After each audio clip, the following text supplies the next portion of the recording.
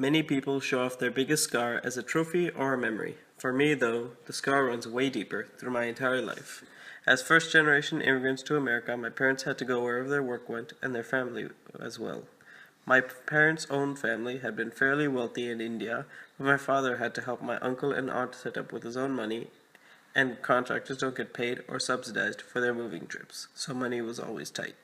Once my father hit a dry spell on contractor opportunities, and my mother and I had to move back to India for 6 months. Because of this, I learned quite quickly that making friends was difficult, as we would move away within a year or two.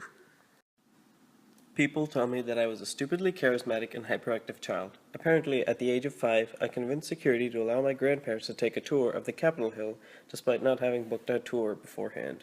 And I supposedly ran 3 times around the giant grass area in the National Mall before they returned. However, growing up in small two-room apartments, my hyperactive nature was eventually dampened by all the bangs and scrapes from bouncing off the walls. Friends were always kind of iffy for me. I could never make myself befriend a person. Our relationship would always just fall into place or splinter into what seemed like a lifetime's worth of awkward silences. And that was without me moving away every grade level. Eventually, I learned that books were the best friends a person could have for 2 very important reasons. They were always in your memories, and they would always go where you wanted them to.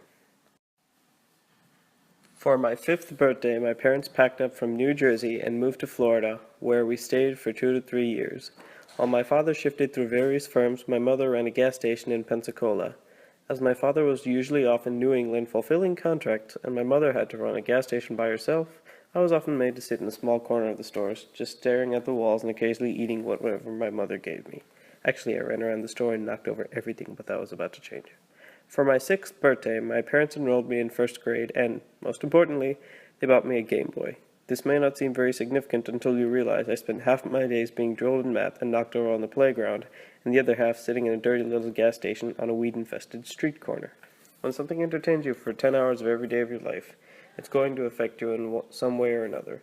First off, it inspired my deep love of technology, and second, hours upon hours of staring at a Game Boy's tiny screen eventually got me glasses.